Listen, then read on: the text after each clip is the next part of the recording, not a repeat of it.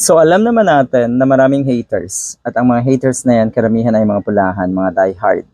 Haters ng It's Showtime, haters ng ABS-CBN, pero naandyan at laging nanonood, nakafollow sa ABS-CBN. Di ba ang saklap? Yung hate mo, yung isang bagay, pero wala kang choice kundi panuorin. Dahil nag enjoy ka rin. Ganun po ang kalakaran ng mga pulahan at mga diehard. So etong balitang ito tungkol kay Kim Chiu, alam naman natin, katatapos lang na suspension. Balik It's Showtime, ang It's Showtime family. Nag-enjoy sa kanilang bakasyon, nag-recharge, at yan. Ang It's Showtime po ngayon ay talagang pasabog araw-araw as usual, as always. At lalong pinagbubuti ng mga host ang kanilang trabaho. Kaya lalong lumalayo ang kalidad nila kumpara doon sa nagpapabagsak at pilit hinahanapan ng butas nga itong It's Showtime. Anong nangyari?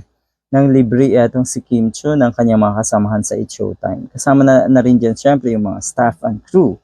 At natural lamang na, 'di ba, mabalita yung mga ganito kasi na-flex nga na itong si Kim Chiu kung magkano yung kanyang binayaran. Treat niya yon, okay.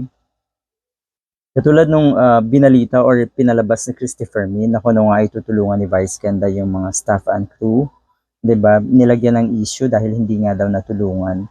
Totoo na hindi talaga natuloy yung pagtulong dahil hindi naman nawala ng trabaho ang mga staff dahil sila rin ang nag-handle ng ipinalit pansamantala na programa, yun pong It's Your Lucky Day. So ito rin, isang paraan ni Kim Chiu para paligayahin naman. Malaking bagay yung matreat ka sa mga ganitong klaseng restaurant ng mga high-end na pagkain. At wala po kayong pakialam dyan yung mga pulahan at pulangaw at mga diehard dahil pera po ni Kim Chiu ang ginagamit or ginastos. Hindi po galing sa kaban ng bayan. Hindi po nakaw. Okay. Ngangangal-ngal etong mga diehard na kuno ay kayabangan ni Kim Chiu. Mayabang daw talaga ang mga It's Showtime host at marami pang negatibong reactions.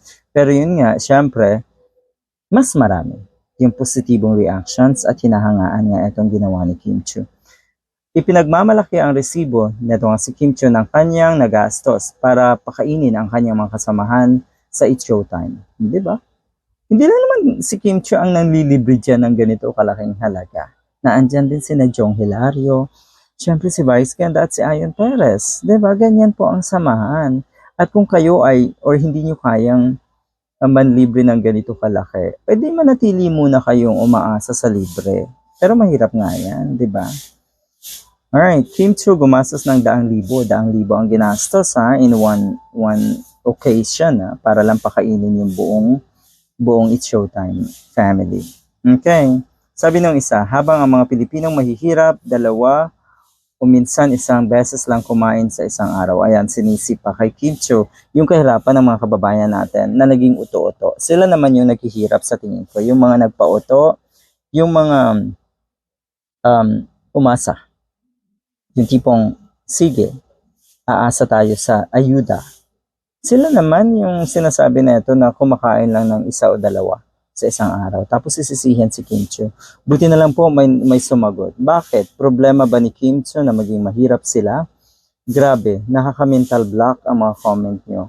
Pera niya ang ginagamit. Yun, tama, may punto. Hindi ninakaw, hindi galing sa kaban ng bayan. Pinaghirapan niya yun. Hindi niyo pera at hindi pera ng taong bayan. Kahit ba million ang ginastos niya,